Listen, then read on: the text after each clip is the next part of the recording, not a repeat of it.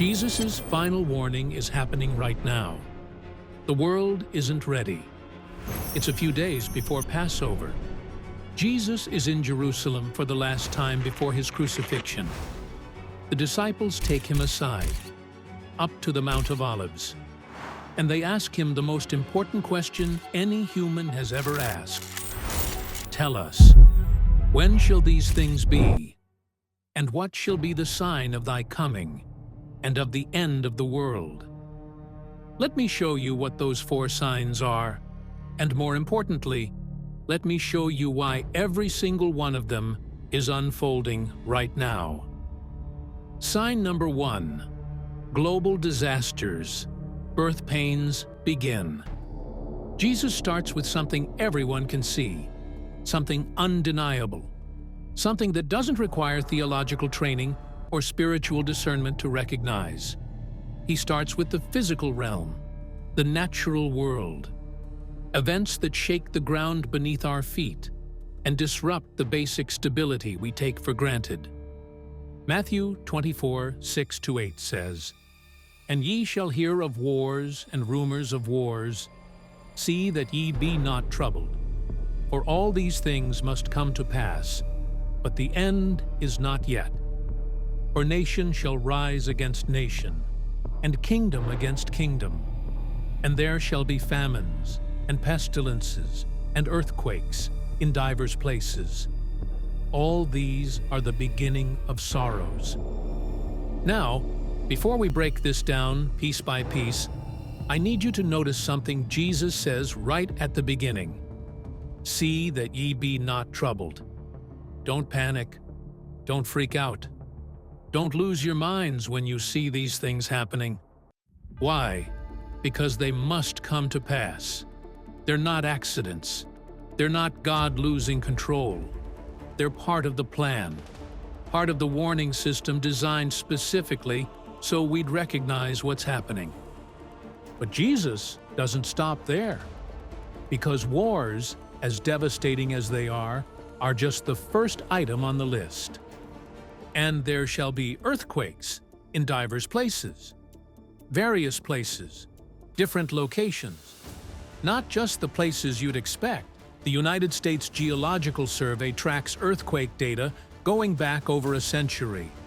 And what the data shows is startling.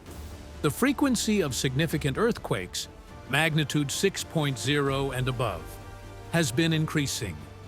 Not linearly, not gradually, but in clusters. Periods where major quakes hit with alarming regularity. Let me give you some recent examples that should make you pause. Turkey and Syria, February 2023. A 7.8 magnitude earthquake followed by a 7.5 magnitude aftershock. Over 50,000 people killed. Entire cities reduced to rubble. One of the deadliest earthquakes in modern history. And it happened in a region that hadn't seen a quake of that magnitude in over a century. And here's what should capture your attention. These aren't happening in isolation. They're part of what seismologists call an active period. The Pacific Ring of Fire, the horseshoe-shaped zone around the Pacific Ocean, where 90% of the world's earthquakes occur, has been particularly active in the last 2 decades. But it's not just the Ring of Fire. Earthquakes are occurring in diverse places. The Earth is shaking, not randomly, not without pattern, but with increasing frequency in diverse places. And there shall be famines, food crises, supply shortages. So when Jesus talks about famines, it's easy to think, that's not relevant to us. But zoom out, look at the global picture, and you'll see something alarming. The United Nations World Food Program reports that as of 2024, over 800 million people worldwide are experiencing severe food insecurity. That's more than 1 in 10 people on Earth. Not just hungry, starving, unable to secure enough food to maintain a healthy life. And it's getting worse. The number has been climbing steadily. In 2015, it was around 600 million. In 2020, it jumped to 700 million. Now it's over 800 million. The trend is clear and accelerating. But why? Why, in a world that produces more food than ever before, are more people starving? Conflict. War disrupts agriculture. Syria's civil war destroyed farmland. Yemen's war has created what the UN calls the world's worst humanitarian crisis, with millions on the brink of starvation. Climate change. Droughts are lasting longer and hitting harder. East Africa has experienced its worst drought in 40 years, with 5 consecutive failed rainy seasons. Crops dying. Livestock dying. Millions displaced. And scientists warn it will get worse. Economic instability. Inflation has driven food prices to levels that poor nations simply can't afford. Currency collapses. Debt crises. Countries unable to import the food their populations need. Now, here's where Jesus ties it all together with a metaphor that everyone can understand. He says in verse 8, "All these are the beginning of sorrows." That word sorrows in Greek is odin. It means birth pains, labor pains. Jesus is deliberately using the imagery of childbirth to explain what these disasters mean. And anyone who's been through labor or been with someone going through it knows exactly how birth pains work. They start gradually, maybe hours or even days before active labor, mild contractions, uncomfortable but manageable, and they're spread out, maybe one every hour, then every 30 minutes, and you can function between them. You can rest, you can eat. Life continues mostly as normal. But as labor progresses, the contractions change. They get closer together.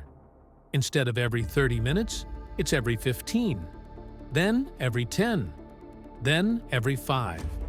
And they get more intense. What started as uncomfortable pressure becomes serious pain. And the closer you get to delivery, the more intense and frequent they become, until finally, they're almost continuous. And that's when you know the baby is coming. Right now. There's no more time to prepare. No more waiting. The moment has arrived. Jesus is saying these disasters, wars, earthquakes, famines, pestilences, they're labor pains. They're not the end itself. They're the warning that the end is approaching. And just like with childbirth, they increase in frequency and intensity as we get closer. The birth pains are getting closer together, more intense, more frequent. And what does that mean? Something new is being born. A new age is coming. The kingdom of God is about to break into human history in an undeniable way. The old world, this age of human rebellion and sin, is in its final stages. And these disasters? They're not the world randomly falling apart. They're the planned, prophesied process of transition from one age to the next. And here's what you absolutely must understand. Jesus said at the beginning, "See that ye be not troubled." Don't panic. Don't lose hope. Don't think God has lost control. These disasters aren't meaningless. They're not evidence that God doesn't care or that He's not sovereign. They're the opposite. They're proof that everything is unfolding exactly according to His plan. He told us this would happen. He warned us to watch for it. And now that we're seeing it, we should recognize it for what it is. The warning system working exactly as designed. For believers, this isn't cause for fear. It's cause for hope. Because every earthquake, every war, every famine, every plague is another reminder that our redemption is drawing near. The physical disasters are just the first sign that people could explain away earthquakes and wars as natural phenomena. These things have always happened, they'll say. There's nothing special about our time. So he gave a second sign that's even more specific, even more undeniable, a sign that deals not with the world, but with the church itself. And when you see what's happening to Christianity globally, when you see the patterns emerging within the church, you'll realize we're not just seeing one sign, we're seeing all of them converging. Sign number 2, the falling away of the church. Now we're entering territory that makes a lot of people uncomfortable, because this sign isn't happening out there in the world where we can point fingers and say, "Look at how bad things are getting." This sign is happening inside the church, inside Christianity, inside the very community that's supposed to be the light of the world and the salt of the earth. And if you're honest, if you really look at what's happening to Christianity globally, and especially in the Western world, you'll realize this might be the clearest sign of all that we're in the final generation. Matthew 24, 9-13 says, "Then shall they deliver you up to be afflicted, and shall kill you. And ye shall be hated of all nations for my name's sake. And then shall many be offended, and shall betray one another, and shall hate one another. And many false prophets shall rise, and shall deceive many. And because iniquity shall abound, the love of many shall wax cold. But he that shall endure unto the end, the same shall be saved." Jesus identifies 4 specific things that will happen to believers and within the church in the last days. And every single one of them is happening right now with an intensity that should shake us to our core. Let's break this down piece by piece, and I want you to ask yourself, am I seeing this? Is this the reality of Christianity today? Global persecution. Ye shall be hated of all nations. Then shall they deliver you up to be afflicted, and shall kill you. And ye shall be hated of all nations for my name's sake. All nations, not just communist countries, not just Islamic nations, not just the places we expect. All nations, every corner of the globe, believers being hated, afflicted, persecuted, and killed specifically because they follow Jesus. Now, if you live in the comfortable West, you might be tempted to think, that's not happening. I'm not being persecuted. I can go to church whenever I want. And you're right, for now. Physical persecution in Western nations has been minimal, but even that is changing. And globally, the persecution of Christians has reached levels not seen since the Roman Empire. Let me give you some numbers that should wake you up.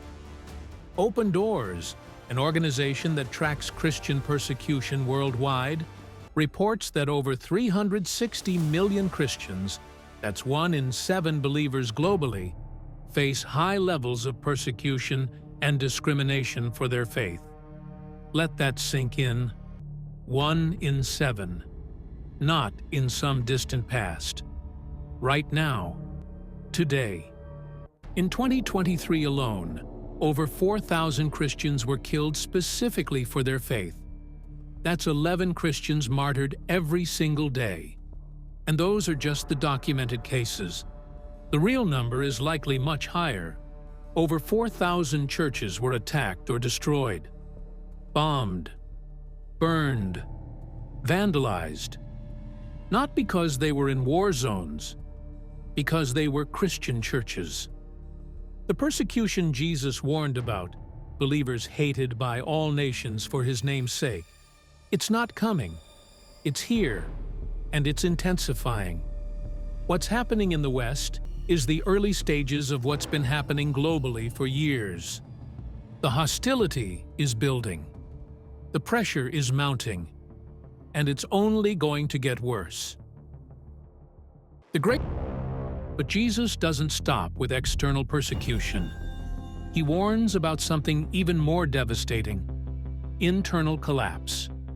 People within the church walking away from the faith.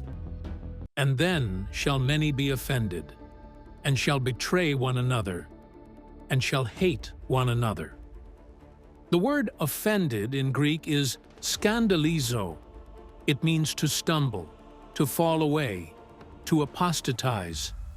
Jesus is predicting that in the last days, many people who claim to follow him, people who were in church, who called themselves Christians, who appeared to be believers, will fall away.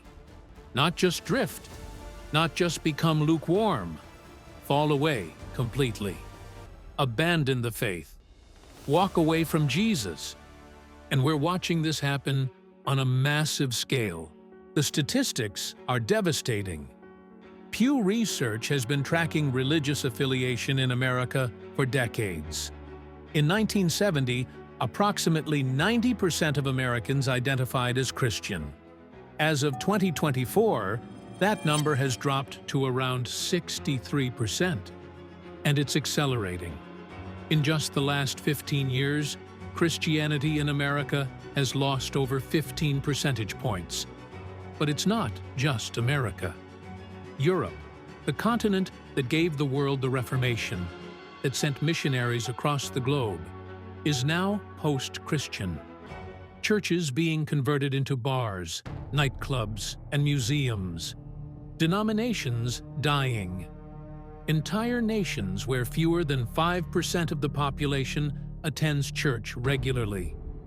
Britain, once called the Bible of the world for how many missionaries it sent out, now has more Muslims attending mosque on Friday than Christians attending church on Sunday in some cities. France is overwhelmingly secular. Germany's churches are empty. Scandinavia is essentially atheist. But the really tragic part isn't just people outside the church rejecting Christianity. It's people who were inside the church walking away. Let me show you what this looks like. Young people raised in Christian homes, who went to youth group, who were baptized, who seemed solid in their faith, getting to college and abandoning everything they were taught. Not because someone presented a compelling intellectual argument against Christianity, but because faith became inconvenient, unpopular, difficult. Pastors who preached for decades suddenly announcing they no longer believe. These aren't people who were never Christians. These are people who were in leadership, who taught others, who seemed solid, and they're falling away, and they're taking others with them. But why? Why is this happening? Jesus gives us the answer. And because iniquity shall abound, the love of many shall wax cold. Because iniquity shall abound, the love of many shall wax cold. As lawlessness increases, as sin is celebrated rather than condemned, as culture rejects any moral absolutes, love grows cold. Not just love for God, love period. People become hard, selfish, self-focused, and that happens inside the church just as much as outside it. Look at Christianity today and tell me if you see love or if you see something else. Christians tearing each other apart on social media over politics, not just disagreeing, hating each other, questioning each other's salvation, unfriending, blocking, cutting off relationships over who they voted for. Jesus said, "The world would know we're his disciples by our love for one another." Instead, the world sees us destroying each other. Churches splitting not over theology, but over preferences. The gospel gets lost, the community fractures, and the watching world says, "If that's Christianity, I want nothing to do with it." Believers more concerned with being right than being loving. More interested in winning arguments than winning souls. more focused on judging the lost than reaching them. Now, I know all of this sounds incredibly dark. Persecution, apostasy, false teaching, love growing cold. You might be thinking, how is the church going to survive this? How is Christianity going to make it? And that's when Jesus says something crucial. But he that shall endure unto the end, the same shall be saved. Endurance, perseverance, staying faithful when everyone around you is walking away, holding on to truth when the culture, and even the church, tells you to let go, loving Jesus more than comfort, more than acceptance, more than your own life. And here's what you need to understand. This falling away isn't the death of the church. It's the purification of the church. Remember Jesus' parable of the sower? Matthew 13. Seed falls on 4 types of soil. Some never takes root. Some springs up quickly, but has no depth and withers when the sun comes out. Some grows but gets choked by thorns and never produces fruit. But some falls on good soil and produces 30, 60, even 100 times what was planted. What we're seeing right now is the sun coming out and the thorns growing. The people who had no depth, those who loved the benefits of Christianity but never loved Christ, they're falling away. The people who got choked by the worries and pleasures of life, they're walking away. And what's left? Good soil, true believers, people who genuinely love Jesus and will follow him no matter the cost. The church is getting smaller numerically, but it's getting stronger spiritually. The wheat is being separated from the chaff, the sheep from the goats, the genuine from the counterfeit. And Jesus said this would happen. Matthew 7:13-14. Enter ye in at the strait gate, for wide is the gate, and broad is the way, that leadeth to destruction, and many there be which go in thereat. Because strait is the gate, and narrow is the way, which leadeth unto life, and few there be that find it. Few, not many. The real path has always been narrow. The true church has always been a remnant. And in the last days, that reality becomes undeniable. But here's the promise. Matthew 16:18 says, And I say also unto thee, that thou art Peter, and upon this rock I will build my church, and the gates of hell shall not prevail against it. The gates of hell will not prevail? Not can't. Won't. Guaranteed. The church, the true church, the bride of Christ, the genuine believers, will endure, will survive, will be victorious. And out of this smaller, refined, purified church will come the most powerful gospel witness the world has ever seen. Because when Christians actually look like Jesus, when we love like he loved, sacrifice like he sacrificed, hold on to truth like he held on to truth, the world has to pay attention. Jesus said in Matthew 24:14, And this gospel of the kingdom shall be preached in all the world for a witness unto all nations, and then shall the end come. The gospel will be preached to all nations, not by a massive, comfortable, culturally accepted church, but by a faithful remnant who loves Jesus more than life itself, who will endure persecution, who will face false teaching and not budge, who will keep their love burning hot when everyone else's grows cold. That's the church that will usher in the return of Christ. And if you're still standing, if you're still faithful, still believing, still following Jesus despite everything happening around you, you're part of that remnant. You're part of the answer to the chaos, not another casualty of it. So when you see the falling away happening around you, don't be discouraged. Don't think God has lost control. This is exactly what Jesus said would happen. The question isn't whether the apostasy is real. The question is, will you endure? But persecution and apostasy aren't the only signs. So he gave us a third sign that's geographic, specific, undeniable. It centers on one city that's been the focal point of prophecy for thousands of years. And what's happening there right now should make every person paying attention sit up and realize the clock is ticking. Sign number 3, Jerusalem's coming storm. Now we're getting into territory that makes people uncomfortable. Because this sign isn't vague. It's not metaphorical.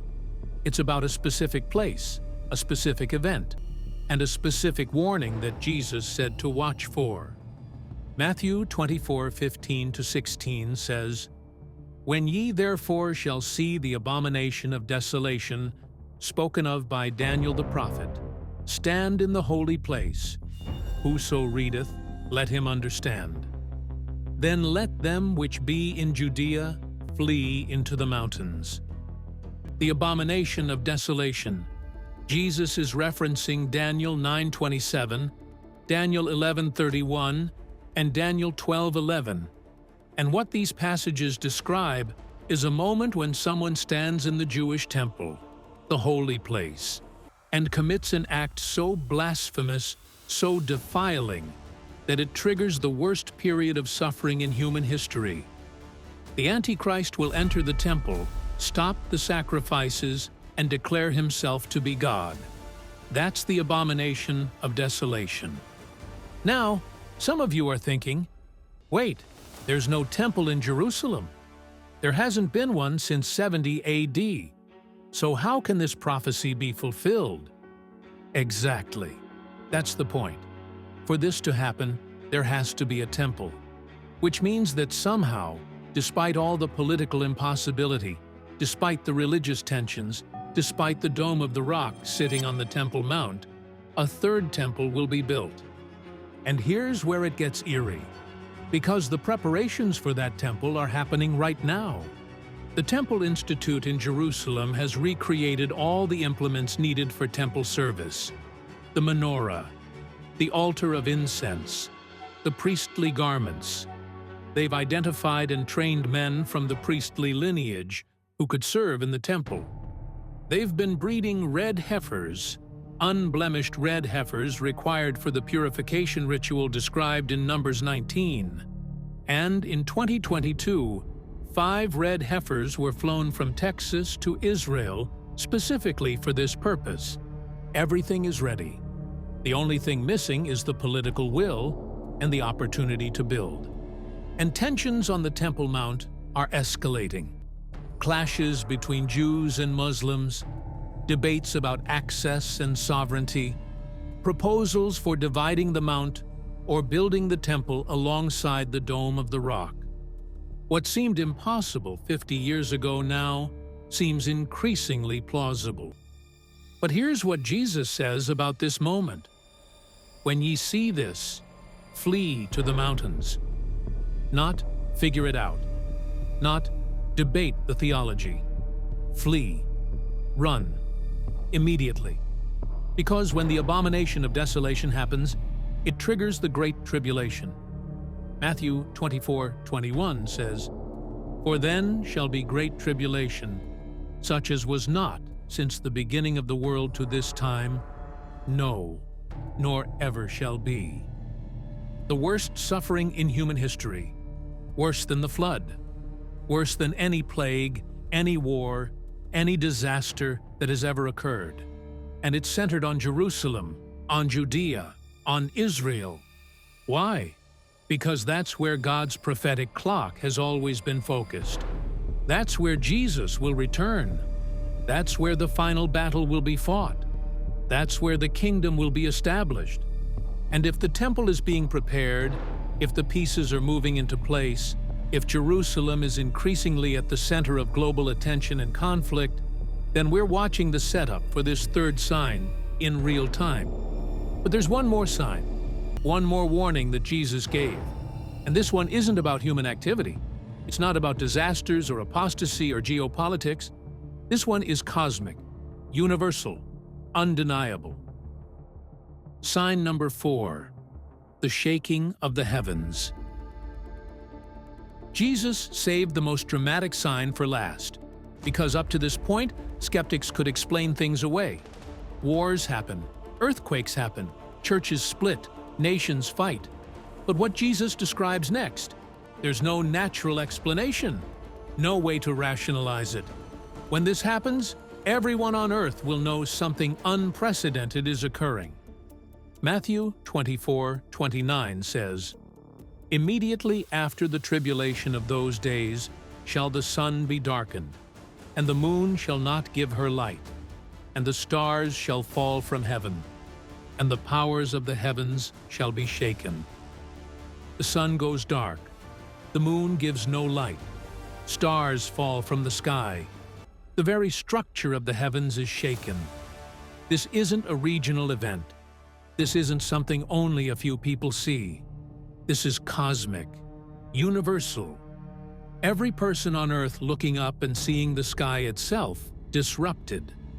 Now, throughout history, we've seen solar eclipses, lunar eclipses, meteor showers. But what Jesus is describing is different. This is sustained. This is global. This is God Himself intervening in the physical creation in a way that can't be missed or explained away. And the Bible references this moment repeatedly.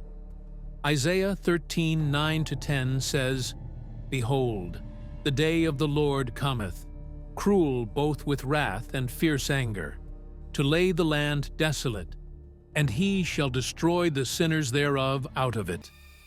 For the stars of heaven and the constellations thereof shall not give their light. The sun shall be darkened in his going forth, and the moon shall not cause her light to shine." Joel 2:31 says, "The sun shall be turned into darkness, and the moon into blood, before the great and terrible day of the Lord come." Now, here's what's interesting. In recent years, we've seen unusual astronomical phenomena. Blood moon tetrads, 4 consecutive total lunar eclipses, have occurred on major Jewish feast days. Solar eclipses crossing specific geographic regions. Scientists discovering asteroids on near collision courses with Earth. The heavens are already showing signs. Previews, maybe. Warnings of what's coming. But the cosmic darkening Jesus describes, that hasn't happened yet. That's still future. That's the final signal before He returns. And here's the symbolism you can't miss. Throughout Scripture, light represents God's presence.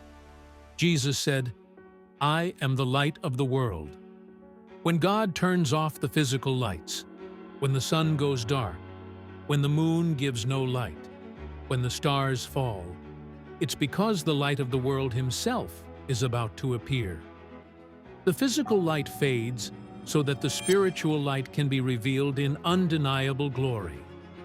This is God's final act before Jesus returns. The universe itself announces His arrival. The sudden sign. He is at the door. So we've gone through all 4 signs. Global disasters increasing in frequency. The church experiencing unprecedented apostasy and persecution. Jerusalem preparing for the abomination of desolation. And cosmic signs in the heavens still to come. But here's what you need to understand. These signs aren't the end. They're the warning that the end is near. Jesus gives an illustration to make this point crystal clear. Matthew 24:32-33 says, "Now learn a parable of the fig tree. When his branch is yet tender, and putteth forth leaves, ye know that summer is nigh. So likewise ye, when ye shall see all these things, know that it is near, even at the doors." The fig tree. When you see it budding, when the leaves start appearing, you don't say, "Summer is here." You say, "Summer is near. It's coming. It's close. Get ready." At the doors. Not down the street. not a generation away. At the threshold, one step away from walking in. And then he says something that should make every person alive today stop and think. Matthew 24:34. Verily I say unto you, this generation shall not pass till all these things be fulfilled. This generation, the generation that sees all these things, the generation that witnesses the convergence of these signs, that generation will not pass away before everything Jesus predicted comes to pass. So the question becomes, is our generation seeing all these things?